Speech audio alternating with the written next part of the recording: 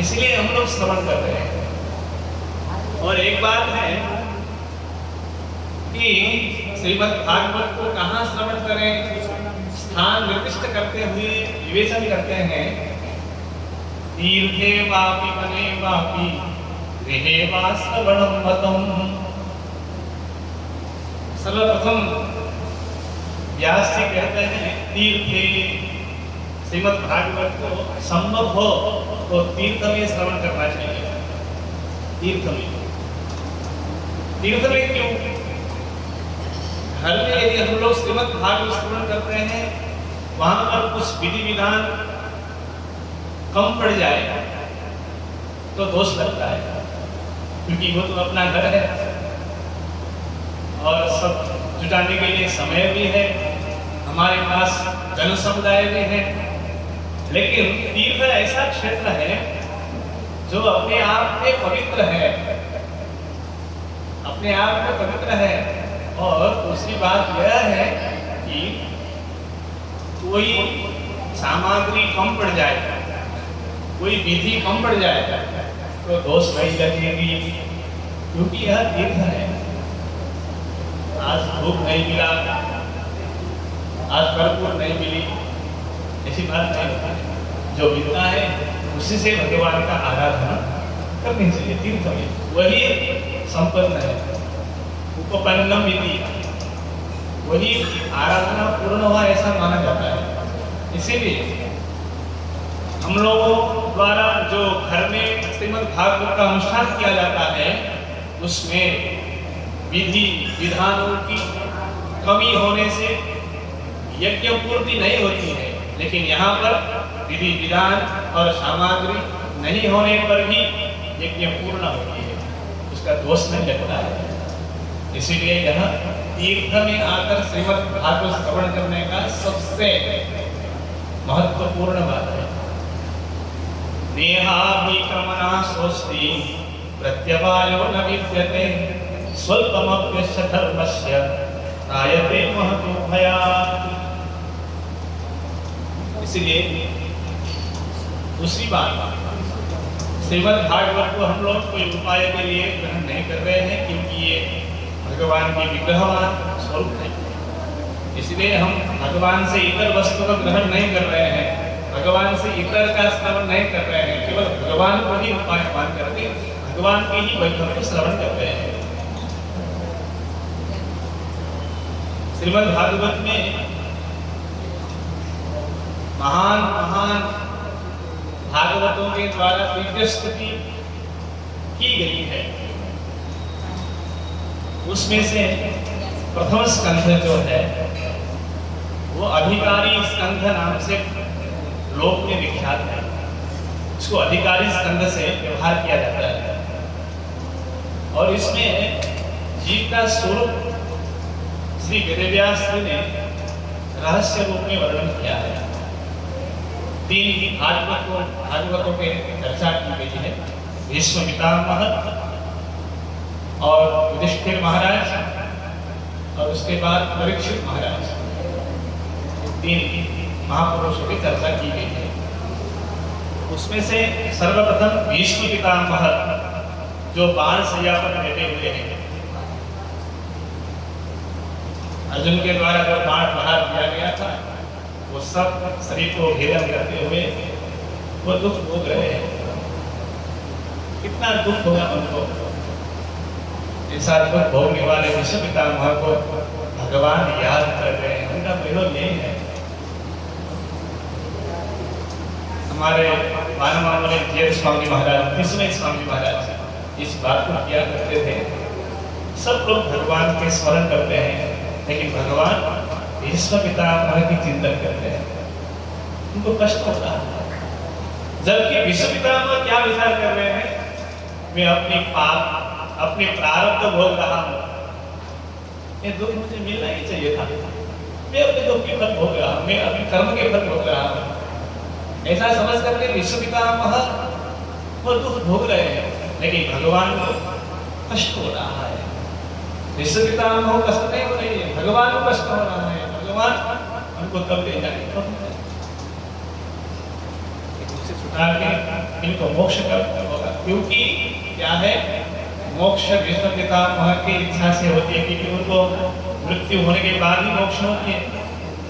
मृत्यु तो उनके हाथ में है, इच्छा मृत्यु के वरदान उनके पास है। तो भगवान की इच्छा होने पर भी उन्हें मोक्ष दिया नहीं जा सकता है, क्योंकि भीष्म पितामह के हाथ में क्या है, इच्छा मृत्यु का वरदान है। उसको प्रयोग करके वो जा सकते हैं। पहले तो शरीर छूटना चाहिए, उसके बाद ही मोक्ष होती है।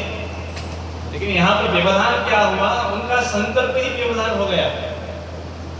इसीलिए भगवान को रक्षा करते समय हमारे संकल्प भी विघ्न रूप में प्रकट नहीं होना चाहिए। कभी कभी ऐसा होता है, हमारे संकल्प के कारण से भगवान मोक्ष देना चाहे तब भी वो संकल्प बाधा पहुंचाता है। इसलिए संकल्प से रहित होना चाहिए, कोई भी संकल्प नहीं रहना चाहिए। इसीलिए वेद भगवान हम लोगों को समझाते हैं, यतो यतः समीहसे ततो नो अभयं कुरु। यतः यतः समीहसे ततः ततः अभयं कुरु। आप जैसे जैसा चाहते हैं वैसे हमको अभय प्रदान करें। हमारा अभय कैसे होगा वो हमको पता नहीं है। मोक्ष से अभय होना है या फिर यहीं पे अयोध्या धाम में जन्म लेकर के हमारा अभय होने वाला है, किस प्रकार हमारा अभय है वो हमको पता ही नहीं है, क्योंकि हम तो छोटे हैं, अभी बच्चे हैं। क्या ज्ञान है हमारे पास? कुछ ज्ञान नहीं है, कल्याण के विषय में कुछ ज्ञान नहीं है। इसलिए हे भगवान, हमारे कल्याण कैसे है वो आप ही जानते हैं। इसलिए आप ही कल्याण करेगा। कल्याण यह है, यही हमको मिलना चाहिए, ऐसा हमारा कोई संकल्प नहीं है। मोक्ष ही जाना है ऐसा कोई संकल्प नहीं है हमारा। आपको जो उचित लगेगा वो भी प्रदान करेगा। तो भीष्म पितामह के बारे में भगवान चिंतित है, कैसे इनको कृपा करें, कैसे कृपा करें। तो भगवान युधिष्ठिर जी को साथ में लेके भीष्म पितामह जो बाणशैया पर लेटे हुए हैं उनको दर्शन देने के लिए भगवान कुरुक्षेत्र के दिव्य भूमि पर प्रस्थान करते हैं। तान समेतान महाभागान् उपलभ्य वशोत्तमः पूजयामास धर्मज्ञो देशकाल विभागवित्। जो विश्व पितामह बाणशैया पर लेटे हुए हैं भगवान श्री कृष्ण चढ़ा गए हैं। हम लोग ऐसा करते हैं कि कुछ बीमारी अवस्था में कोई महापुरुष आ गए तो लोग क्या करते हैं, हम तो अभी बीमार हैं, इनको क्या सम्मान करना, इनको क्या क्यों खड़े होना है, हम तो बीमार हैं, हम तो लेटे रहते हैं। तो वो अपने को बीमार समझ करके अपने मान्य जनों के प्रति कोई व्यवहार करना उचित नहीं समझते हैं लोग। लेकिन विश्व पितामह ने क्या किया, पूजयामास धर्मज्ञो देशकाल विभागवित्।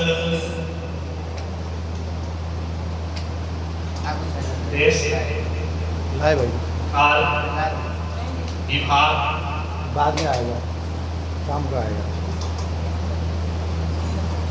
धर्मज्ञ हैं वो, धर्म को जानने वाले हैं।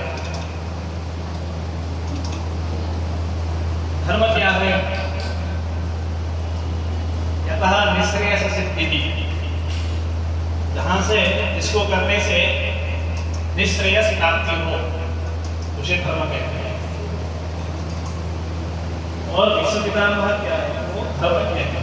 पूजयामास धर्मज्ञो देशकाल विभागवित्। तो उन्होंने क्या किया, जब भगवान पढ़ रहे हैं तो विश्व पितामह जी ने अपने नेत्र से भगवान के नित्य चरणारविंद से ऊपर तक भगवान के दर्शन करके भगवान को नेत्र से खींच करके अपने हृदय में कमल रूपी आसन में विराजमान करा के विश्व पितामह ने मानसिक आराधना, मानसिक सेवा इनको कहते हैं जिसको हृदिस्थं पूजयामास माययोपात विग्रहम्।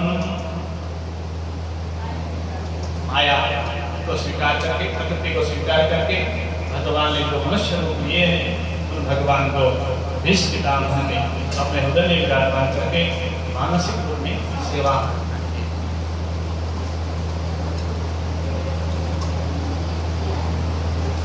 तब अंतिम समय का अनुभव कर रहे हैं।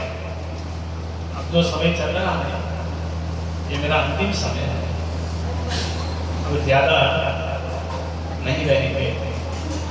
जीवितुं नारभद्रष्टं विप्लधर्माश्रयाः संसदे तीर्थे पांडवो तथा भारतजाबधो। तो विष्णु पितामह ने युधिष्ठिर जी को पूछा, ये महाराज आप जानते हैं आपके साथ में ये कृष्ण वर्ण वाले कौन हैं? जो कृष्ण वर्ण है जिनको कृष्ण कहते हैं, आपके साथ में रह रहे हैं, ये कौन है आप जानते हैं?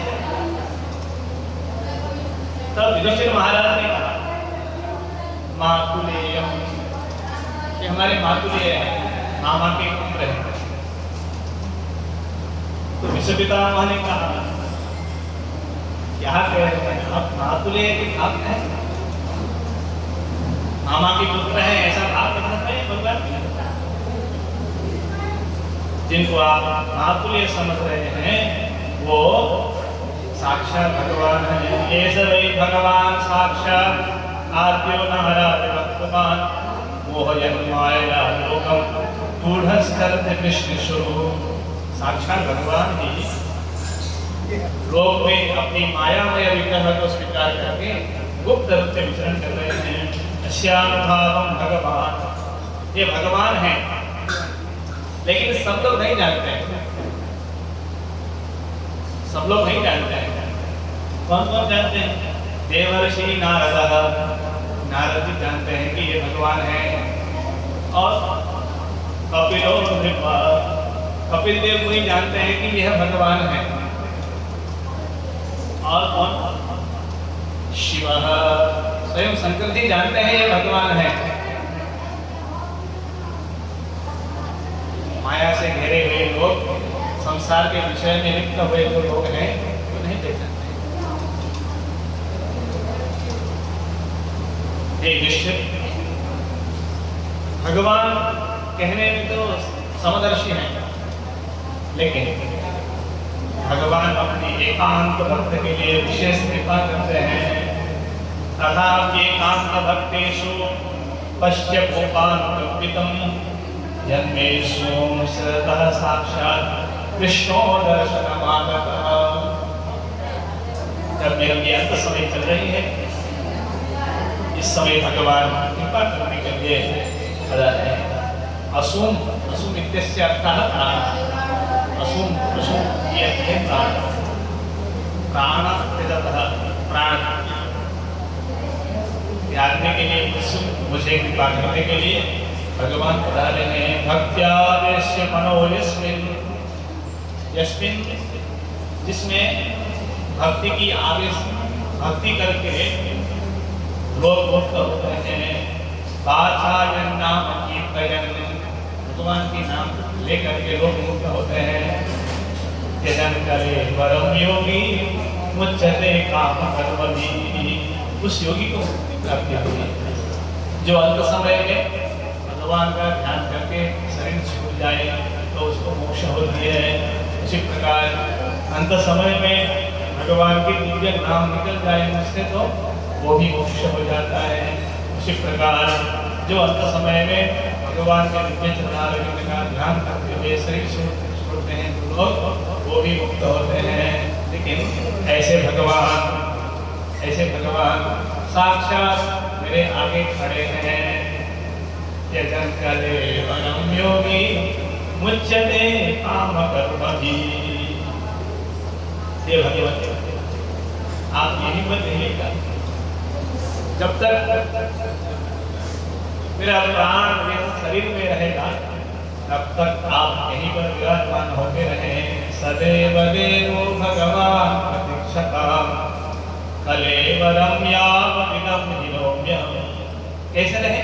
प्रसन्नः सारुणलोचनो न सन् मुखाम्बुजो ध्यान पथश्चतुर्भुज, दिव्य चतुर्भुज रूप को दिखाकर मुस्कुराते हुए हे भगवान मुझे कृपा करें।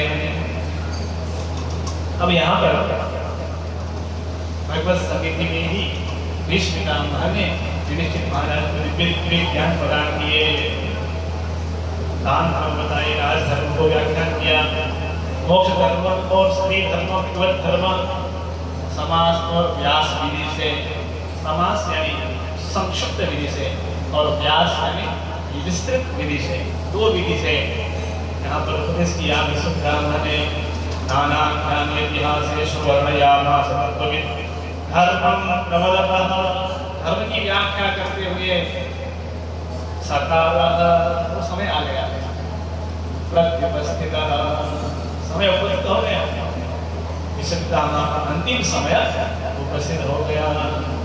यो योगिनः छन्दवृत्त्यो वाञ्छितस्तुत्तरायणः, उत्तरायण की सब लोग कामना करते हैं, उत्तरायण में प्राण छूट जाएगा, क्योंकि लोक में यह मान्यता है दक्षिणायन देवताओं की रात्रि है और उत्तरायण देवताओं के दिन है। इसलिए जो दक्षिणायन में प्राण शरीर छोड़ते हैं वो लोग अटकते रहते हैं। जब 6 महीने के बाद उत्तरायण चलती है तो उनकी गति हो जाती है। इसीलिए लोग क्या कहते हैं कि उत्तरायण में शरीर छोड़ना चाहिए, उत्तरायण में, दक्षिणायन में नहीं। ऐसा करके उत्तरायण की प्रतीक्षा करते हुए लोग रह रहे हैं। और जो उत्तरायण का समय आ गया, अब विचार किया, अब उपदेश करने का समय समाप्त हो गया, तो अंतिम समय आ गया।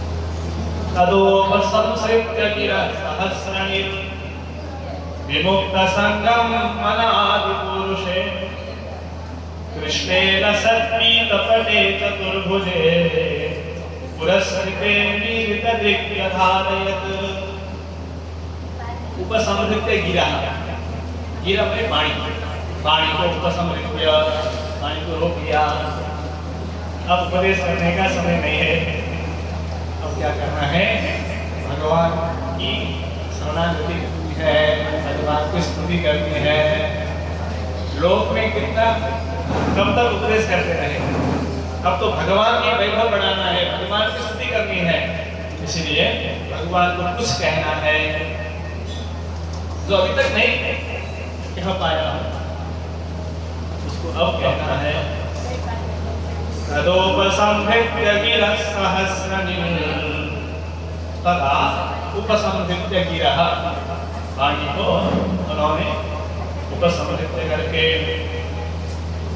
विमुक्त संगम मनादिपुरुषे, संगम, संगम, संग आसक्ति, गीता में जहाँ पर संग शब्द आता है वहाँ पर आसक्ति ऐसा अर्थ समझना चाहिए। तदा उपसंहृत्य गिरः सहस्रणिर् विमुक्त संगम, सब आसक्ति को छोड़ दिया। जहाँ मन बाहर बाहर भटक रहा था, उस मन को कंट्रोल करके, अपने बस में करके उस मन को भगवान में लगाए हैं। विश्वपितामह ने, हमारे भी मन इधर उधर भटक रहा है तो उसको भी हमको नियमन करके भगवान के ओर लगाना चाहिए, क्योंकि समय और यहाँ का स्थान कलयुग चल रहा है और जगत का व्यवहार है, इससे हमको आकृष्ट करता है ये बाहर का व्यवहार। इसीलिए उससे बचने के लिए सावधान होकर मन को नियमन करके भगवान को लगाना है। कहाँ लगाना है? आदि पुरुषे, जो आदि पुरुष हैं, जो सबसे पहले हैं और सबसे वृद्ध है, इसीलिए सबके बारे में ज्ञान रखते हैं। कहते हैं हम यहाँ के सबसे पुराने हैं, हमको सब मालूम है, ऐसा कहते हैं लोग। उसी प्रकार भगवान भी सबसे पुराने हैं और सबके बारे में ज्ञान है। ये इतने बार गिरा हुआ, यह इतने बार बंदर हुआ, ये इतने बार गाय हुआ, सब ज्ञान रखते हैं भगवान। इसलिए आदि पुरुष है, इसलिए भगवान को आदि पुरुष कहते हैं। विमुक्त संगम मन आदि पुरुष है, आदि पुरुष में मन लगा दिया। कृष्ण को कृष्ण में, वो कृष्ण कैसे है? लसती तपटे, पीतांबर लगाए हुए हैं भगवान के, और हाथ कितने हैं भगवान के? चतुर्भुजे, जाना है भगवान की। और कहाँ है वो भगवान?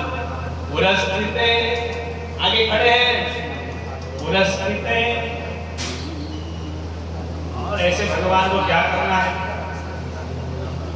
जब हम लोग भगवान के पास जाते हैं तो आंख बंद करके भगवान को प्रार्थना करने लगते हैं, लेकिन यहाँ पर वेदव्यास विश्व पितामह को ऐसा मोह उत्पन्न हुआ कि भगवान को देखे बिना वो रह नहीं पा रहे हैं।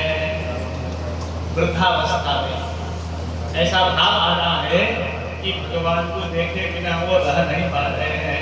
इसीलिए यहाँ पर लिखा है अमित दृक् यथारये, अमित दृक्, ये आँख को बंद किए बिना, अमित दृक्, इसको बंद किए बिना ही विश्व पितामह भगवान को ऐसे देख रहे हैं, चरण से ऊपर तक देख रहे हैं। तो देखने से क्या होता है? विशुद्धया धारणया हता सुख तदीक्षयैवा सुगतायुधव्यथा। जब विश्व पितामह ने भगवान का दिव्य चरणारविंद का दर्शन किया, और कैसे दर्शन किया? अमित दृक्, आंख को बंद किए बिना जो देख रहे हैं, तो हो गया विशुद्धया धारणया हता शुभ, हता अशुभ, सब अशुभ जो था वो सब मिट गया, नाश हो गया, अशुभ। तो भगवान को दर्शन करने के बाद वो अशुभ जो है हमारे ऊपर नाराज आदि दुख देने वाले हैं, वो सब मिट जाते हैं। इसीलिए विभिन्न श्लोक भी है, डोलायमान गोविंदम इत्यादि, रथस्थम के सबम दृष्ट्वा पुनर्जन्म न विद्यते इत्यादि श्लोकों में बताया गया है भगवान के दर्शन की महिमा, दर्शन की वैभव। इसलिए विशुद्धया धारणया हता सुख तदीक्षयैवा सुगतायुधव्यथा, तदीय इच्छया एव, उनके दर्शन के, तो उनको दर्शन किया। लोग भी कहते हैं अगर हमारे प्रिय वो आ जाए तो हमको आदि बीमार तो ऐसे ही ठीक हो जाएगा, उनको देखने को मन कर रहा है, अगर वो आए तो रोग 50% खत्म हो जाएगा, ऐसा कहता है। उसी प्रकार सब बाण ने छेद किए हुए हैं, शरीर पर सब बाण लगा हुआ है, उसकी पीड़ा है बहुत, लेकिन जब भगवान की दर्शन मिला तो गत आयुध व्यथा, आयु द्वारा जो व्यथा थी विश्व पितामह की, वो सब गई।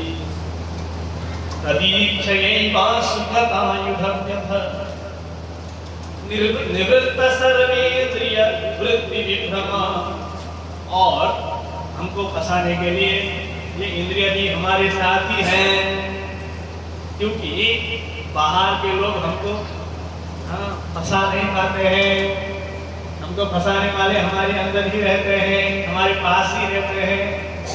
जैसे ये आँख है, यही हमको डुबा देता है, यही हमको विषय में लगा देता है, यही हमको डुबा देता है, यही नरकगामी बना देता है। ये आँख हमारे साथ ही है, हमारे साथ में रह करके हमको फंसा देता है, इसलिए सावधान होना चाहिए। और ये कान, असभ्य भाषणों का यदि हम श्रवण करें, निंदित विषयों का श्रवण करें, तो यह कान भी हमको उस पर प्रवृत्त बना देता है, और अंत में क्या होगा? नारकीय यातना भोगना पड़ता है। ये भी हमारे यहीं पर है। और स्पर्श जो है, इंद्रिय जो है, वो सब हमको फंसाने के लिए हमको बार बार उकसाने के लिए प्रयत्नशील रहते हैं। इसलिए उनकी 10 और जो इंद्रियां खींचते हैं उस पर लगाते हुए क्या करें, निवृत्त सर्वे इंद्रिय वृत्ति की भ्रम, इसी पितामह ने वो इंद्रिय वृत्ति को भी सबको हटा दिया। उसके बाद क्या हुआ, दुष्टावजन्यम विसृजन जनार्दनम। अब जो स्तुति निकल रहा है वो भगवान को बहुत करने वाला हो रहा है, क्योंकि यहाँ पर क्या हुआ, विषय भी अंत नहीं जा रही है और हृदय में पीड़ा नहीं है। अगर हृदय में पीड़ा, रोग, व्याधि, चिंता है तो वो भगवान की स्तुति करते समय अपनी ही पीड़ा को व्यक्त करेगा। अगर मन में पीड़ा है, रोग है, क्लेश है, अशांत चित्त है, तो वो भगवान के आगे जाके क्या कहेगा, भगवान मेरे ऊपर ऐसा ऐसा पीड़ा है, ऐसा रोग है, ऐसा व्यथा है, उसको नाश कर दो, ऐसा कहेगा।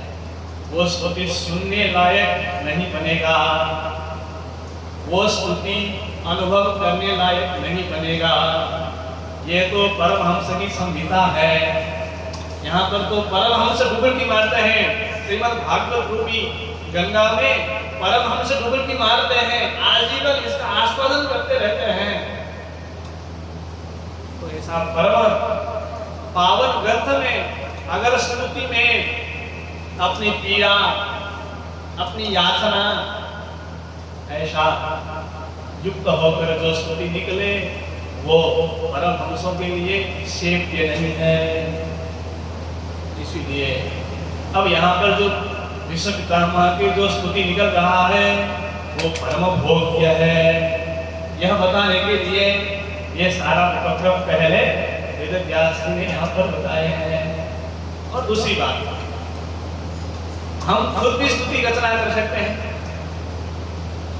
तो वहां पर एक दोष आ जाता है, क्या वो स्तुति भगवान को प्रिय लगेगा या नहीं। हम खुद अगर पद्य रचना करें तो वहां पर एक शंका रहता है, क्या तो क्या है कि भगवान को प्रिय लग भी सकता है और नहीं भी लगता। और दूसरी बात, यह स्तुति तो स्वयं भगवान श्रवण कर रहे हैं, स्वयं भगवान आगे हैं और भगवान को विश्व पितामह स्तुति करके सुना रहे हैं। तो भगवान ने यह स्तुति सुन के अपने प्रसन्नता व्यक्त किए हैं और विश्व पितामह को दिव्य गति प्रदान किए हैं। इसीलिए यह स्तुति हमारे द्वारा श्रवणीय है, मननीय है।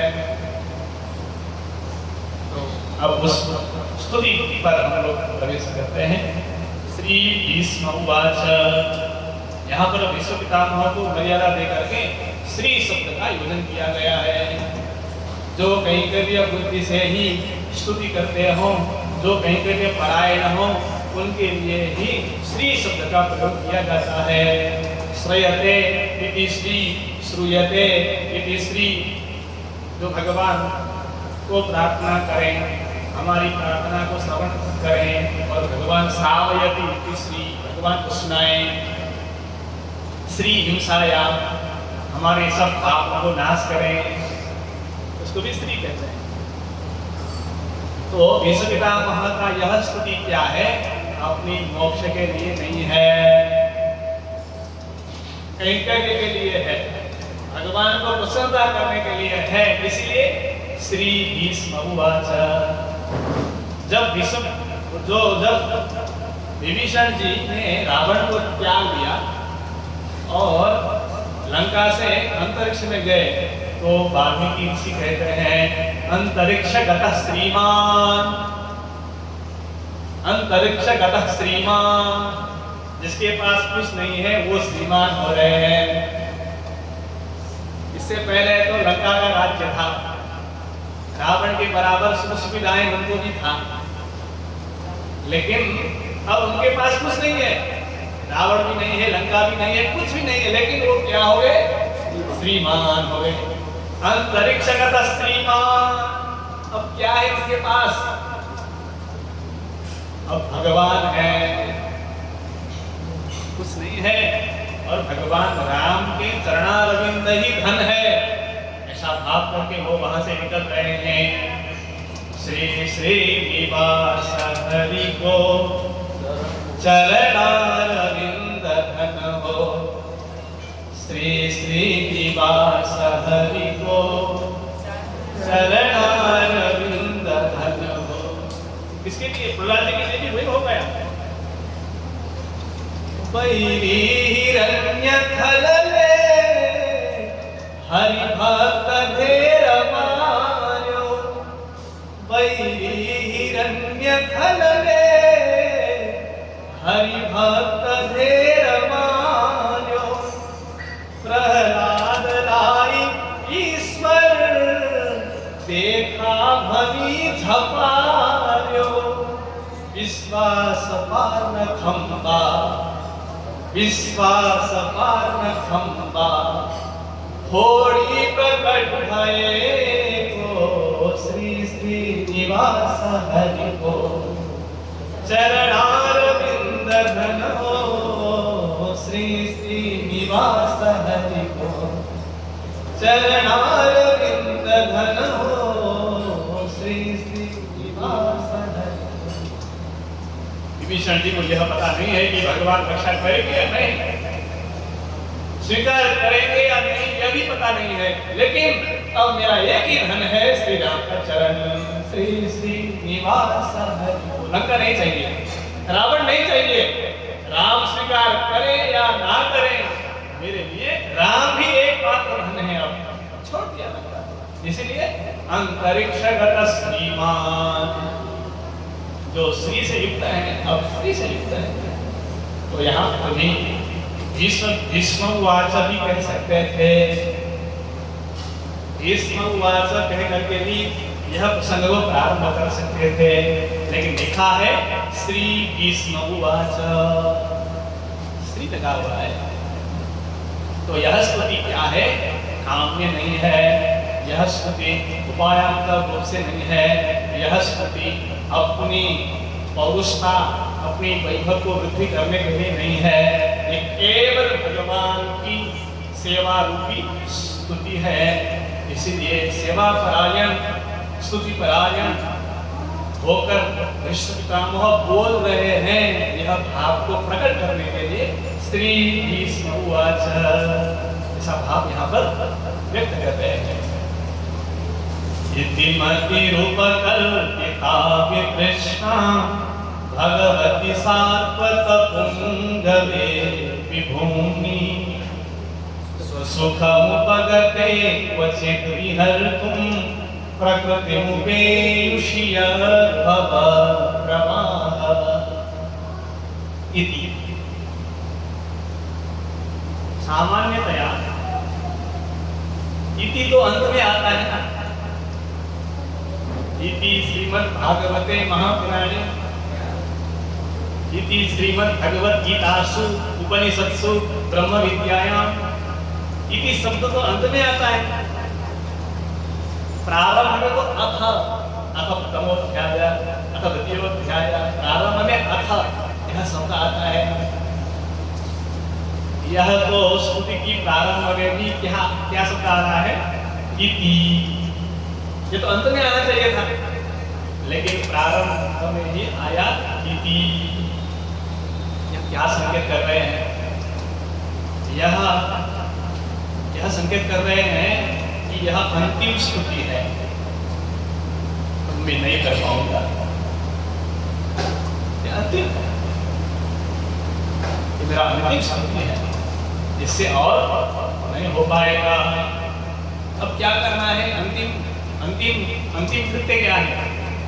उसके बाद फिर से ना हो, वो अंतिम कृत्य क्या है? वो शरणागति है।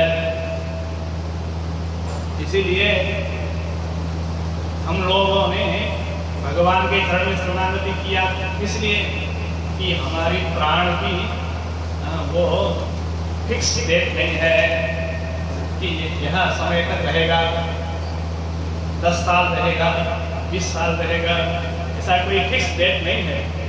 इसलिए हमको सबसे पहले ही यह कार्य करते हैं कि भगवान के दिव्य चरणारविंदों में अपने आत्मा को समर्पित कर देते हैं कि यह वस्तु आपकी ही थी भगवान और आपकी ही है और आपकी ही रहेगी, स्वीकार कर लीजिए अपनी वस्तु को।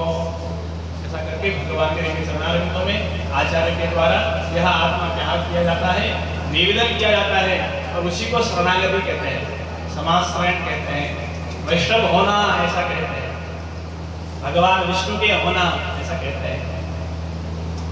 इति मति उपकल्पिता वितृष्णा। हे प्रभु,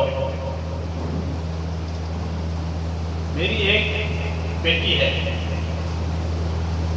मेरी एक बेटी है, विवाह किए बिना रह रही है, शादी नहीं हुई है, तो मैं पर ढूंढते ढूंढते पूरा हो गया, लेकिन कोई अच्छा वर नहीं मिला जिसको अपनी बेटी धूमधाम से दे दूं, प्रसन्न चित्त से दे दूं, ऐसा कोई वर नहीं मिला। इसलिए अपनी बेटी को संभाल कर रख रहा हूं अभी तक। अरे भगवान ने कहा दे दो, क्या है तुम्हारी बेटी में, ऐसे गुण क्या है जो छुपा के रख रहे हो? तो विष्णु पितामह कहते हैं कि तृष्णा, विगता तृष्णा, विगता तृष्णा के तृष्णा, मेरी बेटी में तृष्णा नहीं है। तृष्णा माने क्या है?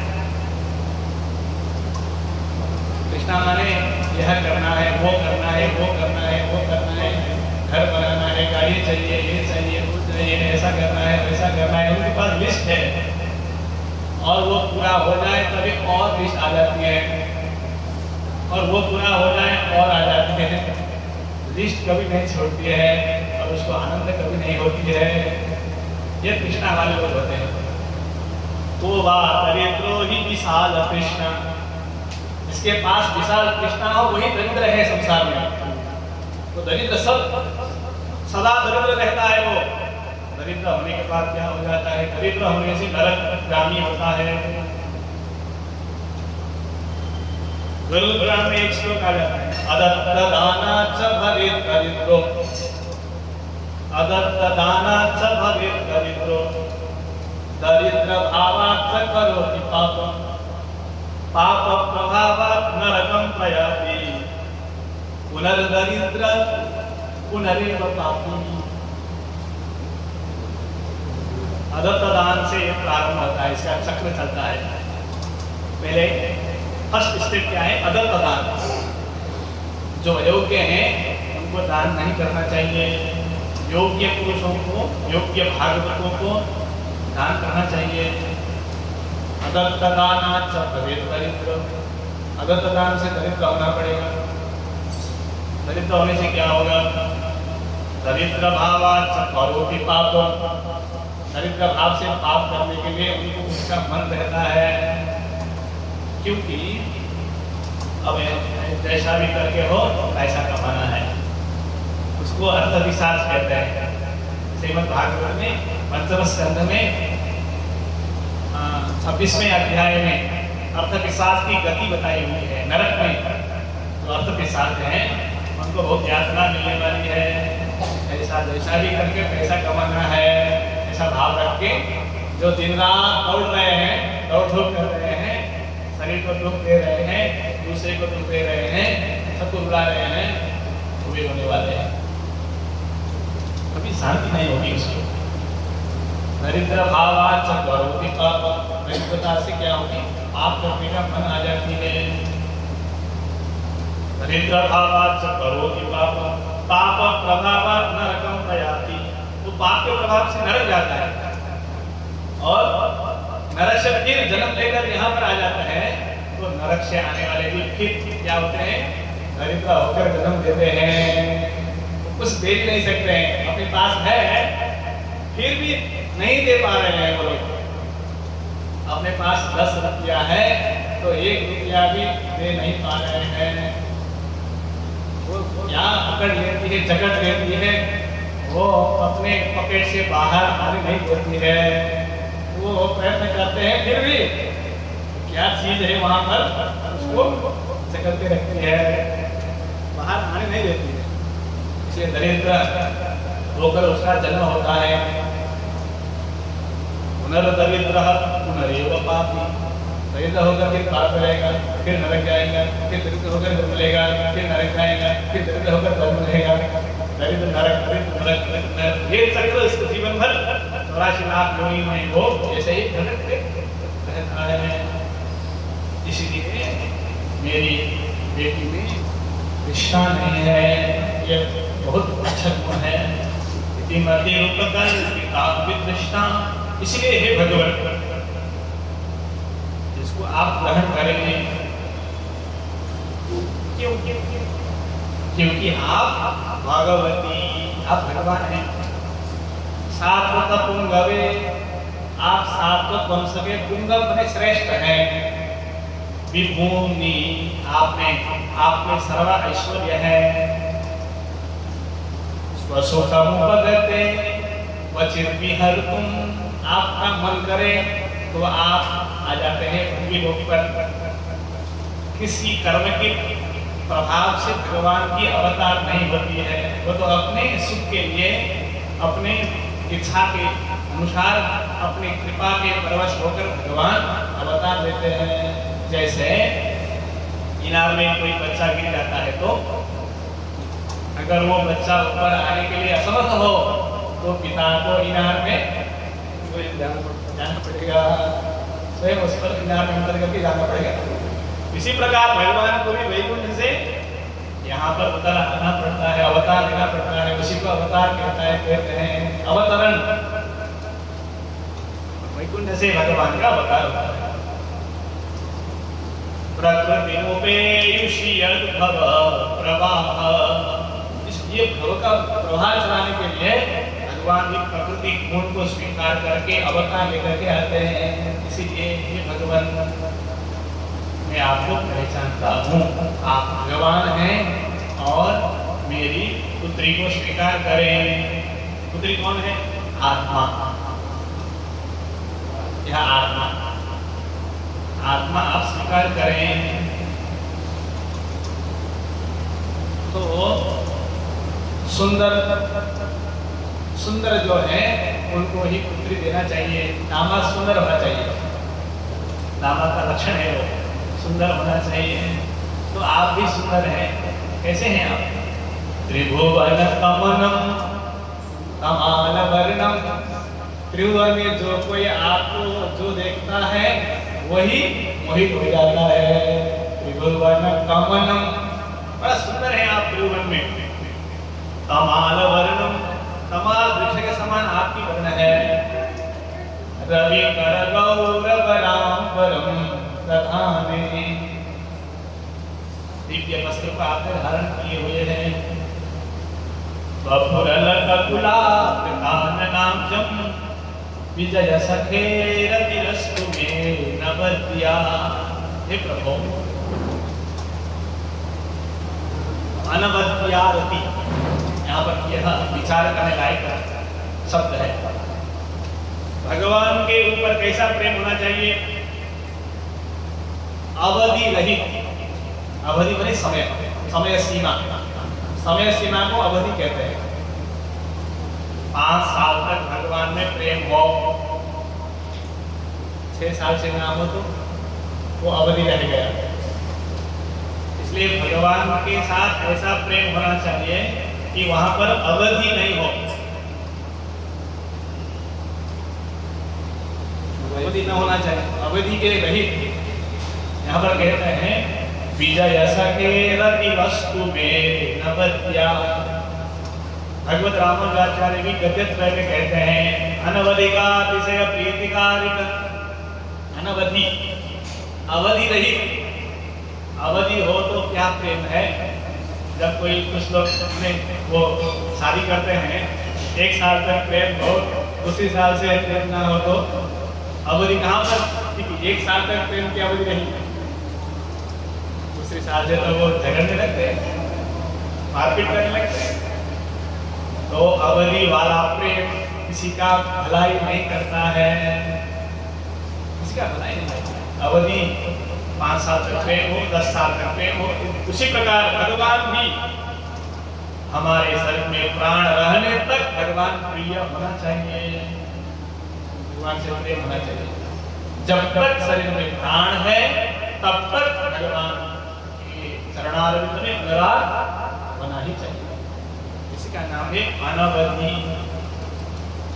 यहाँ पर विष्णु पितामह कहते हैं कि विजय सखे, हे अर्जुन के सखे, अर्जुन के साथी मित्र, आप में मेरा ऐसा रति हो, रति अस्तु, ऐसा रति हो जाए, ऐसा अनवद्या, अनवद्या रति अस्तु, अवधि रहित रति प्रेम हो जाए, ऐसे कृपा करें आप, ऐसे कृपा करें।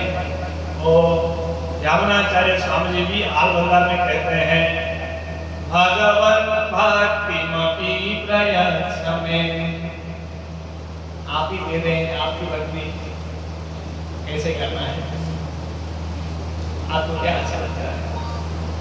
जैसे पति कहे आज कौन सी साड़ी पहनूं, आपको कौन सा अच्छा लगता है।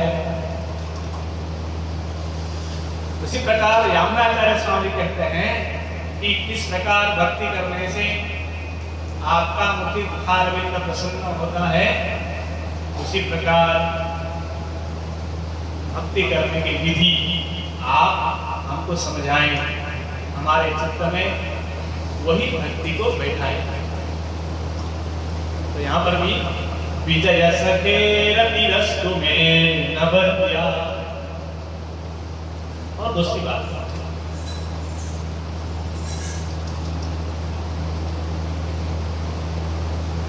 ऐसे महापुरुष के शरण में जाना चाहिए कि वो रक्षा करते समय हीन ना माने, क्योंकि हम तो ज्यादा कीचड़ में रहने वाले थे ना, चढ़ी कचड़े हमारे पास, पाप ही पाप है, अपराधी अपराध है, तो घृणा करने लायक जीव है हम। इसीलिए ऐसे का शरण में जाना चाहिए कि जो सहस्त्र अपराध से हो वो भी दया कर सके, प्रेम कर सके, अपना सके, स्वीकार कर सके, ऐसे भगवान के शरण में जाना चाहिए। इसीलिए यहाँ पर कहते हैं युधि दूर कर जो विधुम्र विश्व कचलुलिता श्रम बाल्यलं कृतास्य मम निशित सरये दिव्यमान वचेस्तु कृष्णात्मा। युधि, युद्ध भूमि में पूरा का राजा, पूरा घोड़े, पूरा का राजा घोड़े जब दौड़ते हैं तो घोड़े क्या निकालते वहां पे, रज पीछे देखते हैं ना, ऐसे ढोल ढोल उड़ाते हैं। युद्धि पूरा करे जो घोड़े तो आगे हैं तो वो धूल पीछे के ओर बढ़ते हैं, वो धूल उड़ के भगवान के दिव्य मुखारविंद में आकर के जैसे लोग पाउडर लगाते हैं वैसे ही वो सब धूल आके भगवान के मुखारविंद को अलंकृत कर रहे हैं। विधुम्र विश्व, भगवान विधुम्र हो गए।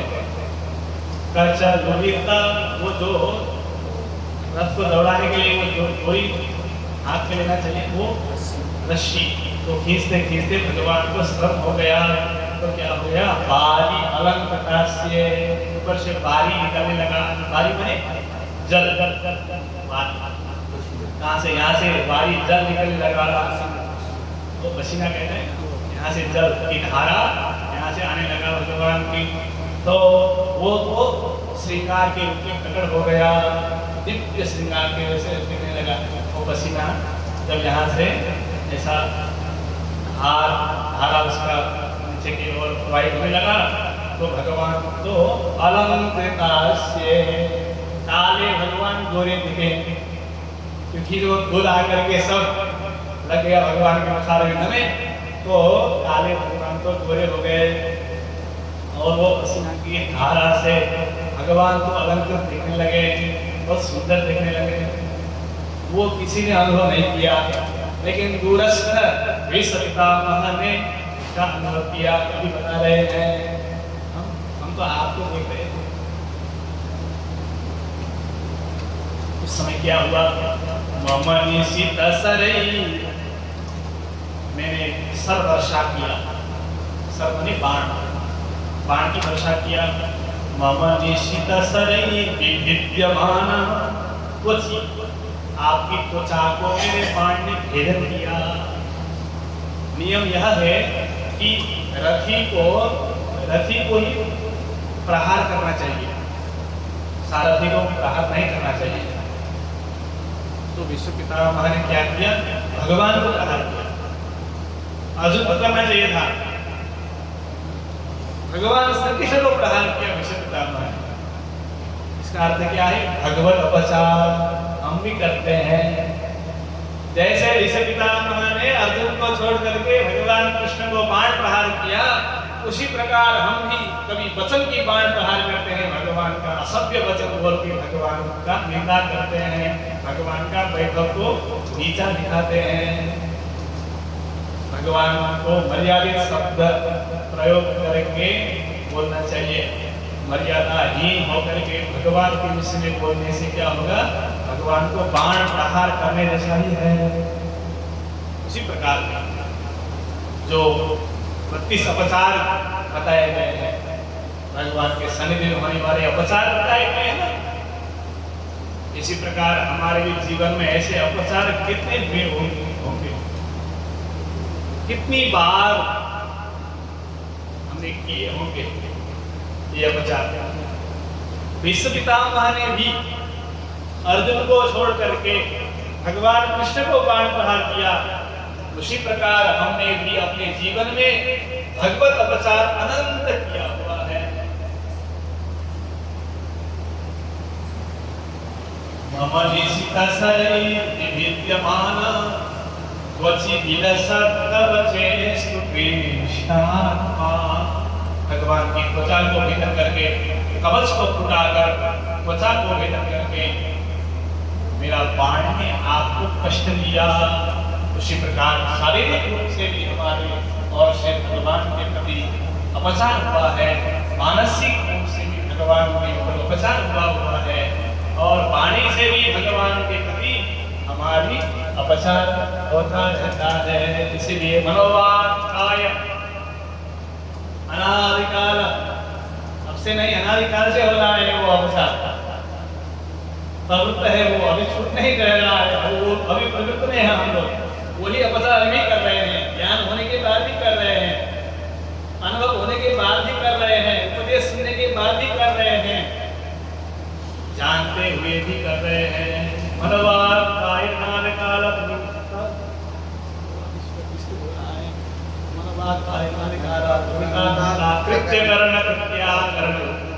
कृत्याकरण, जो करना चाहिए था वो हम नहीं करते हैं, जो नहीं करना चाहिए उसको बार बार करते हैं।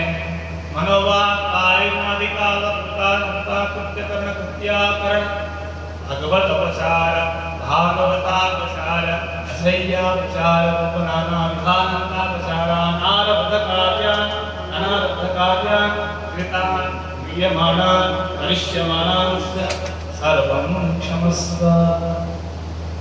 हमारे आचार्य ने ऐसा व्यवस्था किया है कि हम ना कहें तो भी प्रार्थना में यह रख करके हमारे ऊपर दया किए हैं कि नहीं बोलने वाला है, इसको वो विधि में रख दिया जाए तो बोलेगा, प्रार्थना की विधि में रख दिया जाए तो प्रतिदिन रोज बोलेगा, स्वीकार करेगा। इसलिए यह प्रार्थना विधि में पुष्पांजलि में रखा गया है। जो विधि जो पद्धति आचार्य ने निर्माण किया है वो हमारी रक्षा के लिए है, पद पद में हमारी रक्षा के लिए वो ये व्यवस्था किए हैं, महान धार्मिक आचार्य थे वो लोग। इसीलिए भविष्य में ऐसे होंगे जो अपने अपराध को स्वीकार नहीं करेंगे, इसीलिए यह व्यवस्था आचार्यों ने किए हैं। तो मम निशित सरई विद्यमान त्वचि विलसत् कवचेषु कृष्णात्मा, मेरा वो अपराध है, हे भगवान मेरा अपराध क्षमा करें। हमको भी अपराध का क्षमा याचना करना चाहिए भगवान के ऊपर सदा सर्वदा। सपदि सखी बचो निसम्य मध्ये निज बलयोरबलयोरथं निवेश्य स्थितवती परसैनिकायुरक्षा धृतवती पार्थ सखेरतिर्ममस्तु। आपने जिसको एक बार अपनाया उसे कभी नहीं छोड़ते हैं, इसलिए भगवान का नाम क्या है? अच्छा है। एक बार ग्रहण कर लिया, एक बार बात को संभाल लिया तो पार पहुंचाए बिना भगवान नहीं छोड़ते हैं। अर्जुन ने कहा सपदि सखी बचो, मित्र हैं अर्जुन, क्या बोलते हैं? निसम्य मध्ये, क्या बोलते हैं? सेनयोः उभयोः मध्ये रथं स्थापयन्तु मेच्युत यावदेतान् निरीक्षेऽहं योद्धुकामान् तव स्थितान् कैर्मया सह योद्धव्यम् अस्मिन् रणसमुद्यमे। हे केशव, उभयोः सेनयोः मध्ये रथं स्थापय, दोनों सेनाओं के बीच में हमारे रथ को ले जाइए। आज्ञा कर रहे हैं भगवान।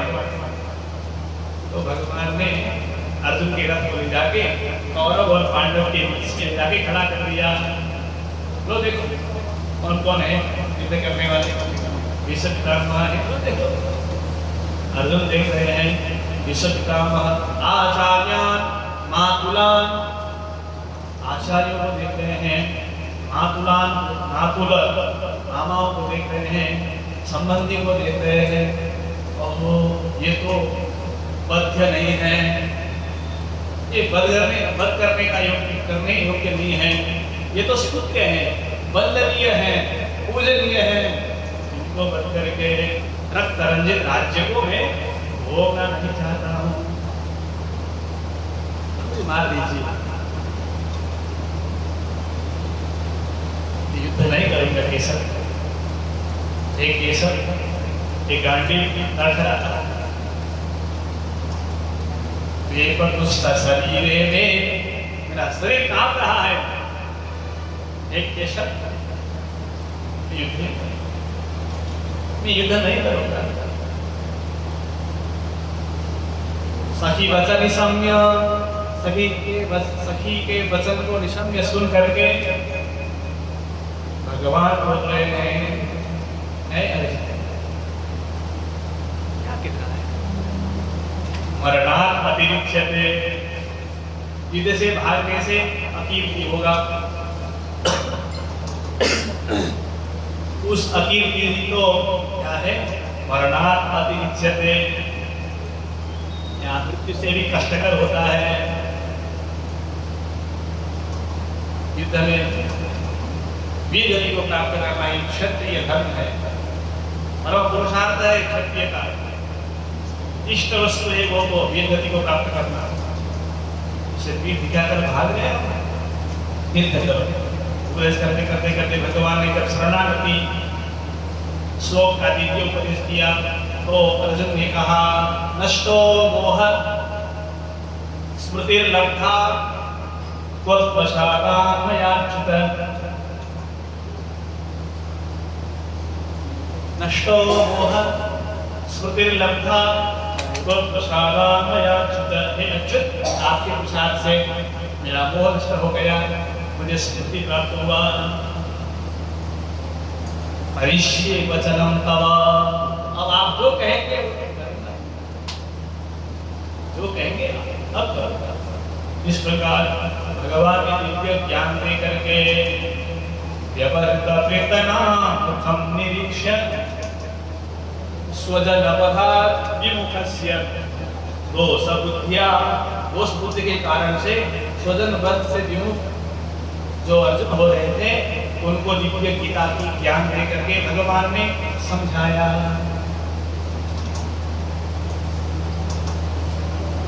और पर सैनिक आयु रक्षणा, जितने भी सैनिक वहां पर थे कौरव पक्ष में, उनका आयु 10 वर्ष का, 20 वर्ष का, 100 वर्ष का, 200 वर्ष का आयु था।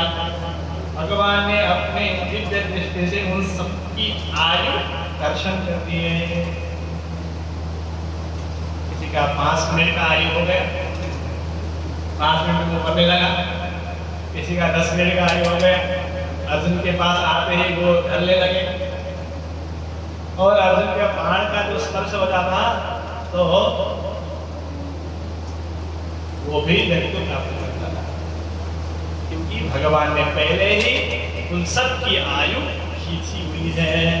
जो अधर्म का साथ देते हैं, जो कौरवों के पक्ष से युद्ध कर रहे थे, उन सभी का आयु भगवान ने दर्शन दिया। इसीलिए दुष्ट पक्ष में रह करके अपने को उपस्थित नहीं करना चाहिए। दुष्ट लोगों की ओर से कहीं पर भी साथ देने के लिए नहीं जाना चाहिए, दुष्टों का साथ नहीं देना चाहिए। जो अच्छे लोग हैं, प्रपन्न हैं, भागवत हैं, भगवान के लिए सब कर्म में लगे हुए हैं, उनके पीछे चलना है। जो दुष्ट हैं, जो अपराध में संलग्न हैं, दूसरों को कष्ट देने के लिए अपने जीवन को व्यतीत कर रहे हैं, उनका संगत नहीं करना चाहिए, दूर से ही उनको त्याग देना चाहिए। इसलिए भगवान ने सबकी आयु दर्शन की है। उमति महरणात्मविद्ययाय, उमति हरण हो गया अर्जुन का। आत्मविद्या, कौन सी विद्या से? आत्मविद्या से। आत्मविद्या की प्रयोग करके भगवान ने अर्जुन की कुमति को हटा दिया। चरण रति, असा क्या हुआ? चरण में रति हुआ। उसी प्रकार मुझे भी भगवान आपके चरण ही उपाय है, आपके चरण ही उपेय है, इस दृढ़ विश्वास प्राप्त हो जाए। अर्जुन को क्या हुआ था? करिष्ये वचनं तव का अर्थ क्या है? करिष्ये वचनं तव का अर्थ यही है, उपाय उपेय भगवान है। मारने से क्या होगा, यहाँ से भागने से क्या होगा, ऐसा अब गति के विषय में भी कोई चिंता नहीं है, धर्म के अधर्म के विषय में भी कोई चिंता नहीं है। आप जो करेंगे वही करेंगे। भगवान के दिए हुए वचन पालन करना ही हमारा उपेय है, और वो भी भगवान के द्वारा प्रदत्त होने से भगवान ही उपाय है। उसके लिए भगवान को रिझाने की कोई जरूरी नहीं है। तो चरणरति परमस्य तस्य मेषु, जब तक यह निष्ठा उत्पन्न नहीं होती है तब तक गति नहीं होगी। इसीलिए अंतिम समय में विश्व पितामह जी उपाय उपेय को ठीक से बैठा रहे हैं, डगमग करेगा नहीं तो क्या है, मैंने अखंड ब्रह्मचर्य का व्रत धारण किया हुआ है, इसी से मुझे गति होगी। इससे पितामह क्या है? अखंड ब्रह्मचारी है, आवाज ब्रह्मचारी है, तो इसी के प्रभाव से मुझे गति होगी। भगवान की क्या आवश्यकता? ऐसी भाव नहीं है। अपने कर्म को, अपने अनुष्ठान को, अपनी वेद पाठ को, अपनी विद्या को, इसी से मुझे मोक्ष होगी, ऐसे भाव नहीं रखना चाहिए। भगवान की कृपा, भगवान की दया जो होगी वो स्वीकार करूंगा। मोक्ष ही होना है ऐसा नहीं है। तो चरणरति परमस्य तस्य मेस्तु, मेरा हो, ऐसा रति मेरा हो। तो आगे बताते हैं, स्वनिगममपहाय मत्प्रतिज्ञा मृतमधिकर्तुमवक्लुतो रथस्थः धृतरथचरणो ययाचलद्भुत् हरिवहन्तुमिभं गतोत्तरीयः। भगवान की वाणी वेद समान है। तो भगवान ने क्या किया? स्वनिगम अपहाय, अपनी प्रतिज्ञा जो है वेद की समान है, ऐसी प्रतिज्ञा को भगवान ने छोड़ दिया और मत प्रतिज्ञा, विश्व पितामह की प्रतिज्ञा को ऋतम अधिकर्तुम, सत्य करने के को छोड़ दिया। ऐसे है भगवान, हमारी प्रतिज्ञा को पूर्ण करने के लिए भगवान अपनी प्रतिज्ञा छोड़ देते हैं। जब भगवान की और भक्तों की प्रतिज्ञा आपस में विपरीत दिखाई पड़े, भक्त की चाहना है अयोध्या जाएं, भगवान की चाहना है नेपाल ले जाएं, तो भगवान क्या करते हैं, हाँ इसको नेपाल नहीं, इसका चाहना क्या है अयोध्या में रहने का, इसका चाहना है इच्छा है, इसलिए ठीक है अयोध्या में रहो। इसी प्रकार हम लोगों को अच्छे अच्छे संकल्प करना चाहिए। अच्छे संकल्प करेंगे तो भगवान अपने संकल्प को छोड़ करके हमारे संकल्प को पूर्ण करते हैं। कुमति लाएंगे तो उसको हटा देते हैं। इसीलिए जो जो हमारे ऊपर अच्छा नहीं है, हमारी गति देने वाली नहीं है, उस संकल्प को भगवान विच्छिन्न कर देते हैं, उसको विनाश कर देते हैं। इसलिए स्वनिगमम वहाय प्रतिज्ञा मृतमधिकर्तुम वक्तृतो रथस्थः। भीष्म पितामह का प्रतिज्ञा क्या था? वासुदेव कर चक्र न धरे, तुमको गुण दिखाऊं, राजत है मेरी गंगा जननी संतन सुत न कहूं। यह भीष्म पितामह की प्रतिज्ञा था। अगर श्री कृष्ण ने शस्त्र उठाए बिना ही पांडवों को विजय दिलाया तो मुझे गंगा पुत्र नहीं कहना, मैं गंगा पुत्र नहीं हूं।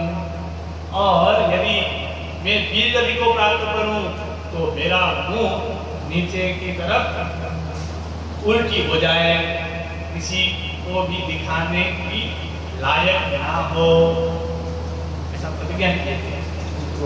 राजत है मेरी गंगा जननी, मुझे जन्म देने वाली गंगा को धिक्कार है, नपुंसक को जन्म दे दिया है गंगा ने, ऐसा सबको भान हो जाए।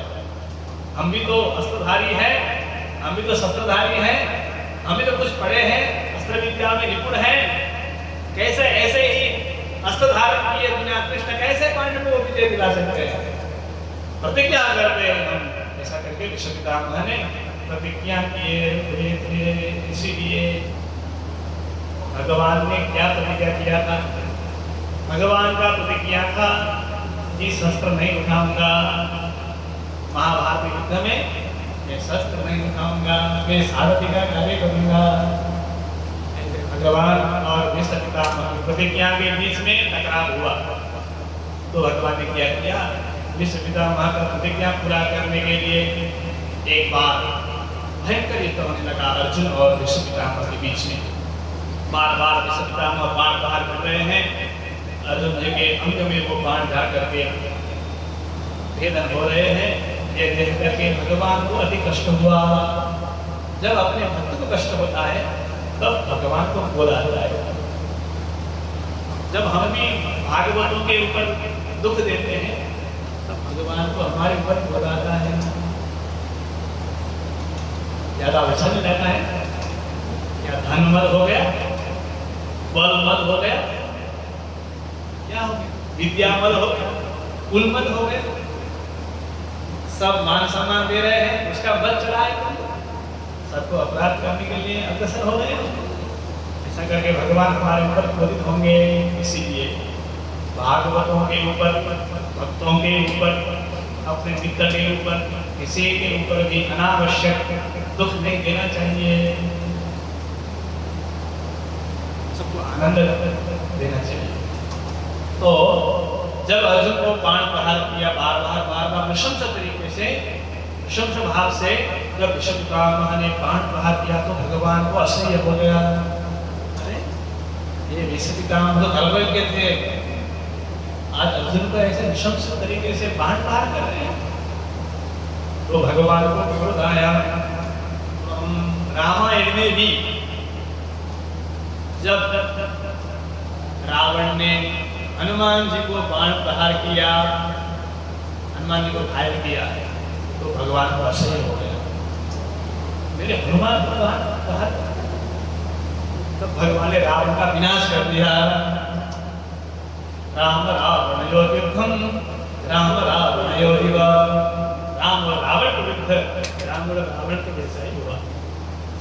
हाँ तेरे लायक कोई युद्ध नहीं है। इसी प्रकार यहाँ विष्णु भगवान ने देखा कि अर्जुन को प्रशंस भाव से विष्णु पितामह बाण प्रहार कर रहे हैं, कोई दया नहीं दिख रही है। आज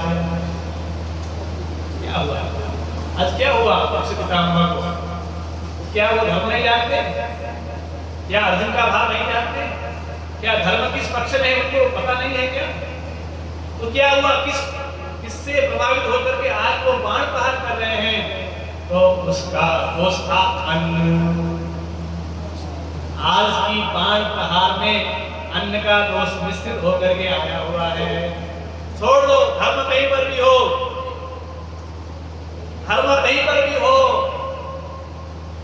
मैंने दुर्योधन का अन्न खाया हुआ है, तो मुझे धर्म पूर्वक दुर्योधन की विजय के लिए युद्ध करना चाहिए, अर्जुन का आज विनाश करना चाहिए, ऐसा भाव आ गया। इसलिए बोलते हैं अन्न दोषो ज्ञान विरोधी। अन्न के दोष से क्या करना उचित है और क्या नहीं, क्या ठीक है क्या विचित है, ऐसा निर्णय कर नहीं पाएंगे अन्न के दोष से। इसलिए भगवान को जो भोग लगता है उस अन्न को ही ग्रहण करना चाहिए। दुर्योधन का अन्न के प्रभाव से आज बाण चल रही है, बाण में भाव दिख रहा है, इसलिए भगवान उतर गए। रथस्थ भगवान रथ से कूद गए। चरणों रथ की चरण व्हील को लेकर के चक्र को लेकर के चरणों भगवान दौड़ने लगे। जब भगवान दौड़ने लगे तो पृथ्वी हलचल करने लगी, मानो प्रलय हो रहा है, ऐसा करके पृथ्वी हलचल करने लगी। इसलिए ओ भगवान तो सत्य प्रतिज्ञा कहे जाते हैं, आज भगवान अपने प्रतिज्ञा को छोड़ करके दौड़ रहे हैं शस्त्र लेकर के। सत्य प्रतिज्ञा भगवान भी आज अपनी प्रतिज्ञा तोड़ करके शस्त्र हाथ में लेकर के दौड़ रहे हैं विष्णु पितामह को मारने के लिए। तो भगवान की जो उत्तरीय वस्त्र था वो नीचे गिर के महालक्ष्मी भूदेवी को समझा रहे थे, हे भूदेवी आप चिंता मत करें, यह तो भगवान की लीला है। भगवान के परम भागवत विष्णु पितामह की जो प्रतिज्ञा है उसको सत्य करने के लिए भगवान रथ की चक्र को हाथ में लेकर के दौड़ रहे हैं।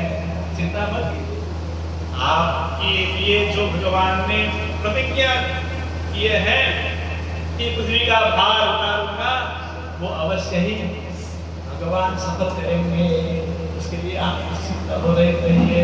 ऐसे करके भगवान की उत्तरीय वस्त्र पृथ्वी में ले करके भूदेवी को आश्वासन दे रहे हैं। हरि विवहन्तु विभं गतो तरीयः, उत्तरीयः गतः, उत्तरीय तो नीचे की ओर खिसक गया और पृथ्वी को मलम लगाते हुए सीधा गए हैं उत्तरीय वस्त्र। तो ऐसा करके भगवान दौड़ रहे थे। उसी समय विष्णु पितामह ने अपने धनुष और बाण को फेंक करके रथ से उतर करके भगवान को लंबी साष्टांग प्रणाम किए हैं। श्री भक्तवत्सल भगवान को जय हो, श्री कृष्णचंद्र भगवान को, श्री विष्णु पितामह महाराज की। इस प्रकार विष्णु पितामह ने दिव्य स्तुति की और अंतिम में भगवान ने दिव्य गति प्रदान किया। इसके साथ ही आज प्रसंग में यहीं पर विश्राम करते हैं। सभी भागवतों को सोमंगलाशासन व्यक्त करते हुए अपने वाणी को यहीं पर विश्राम करते हैं। श्रीमते रामानुजाय नमः। जय श्री राम।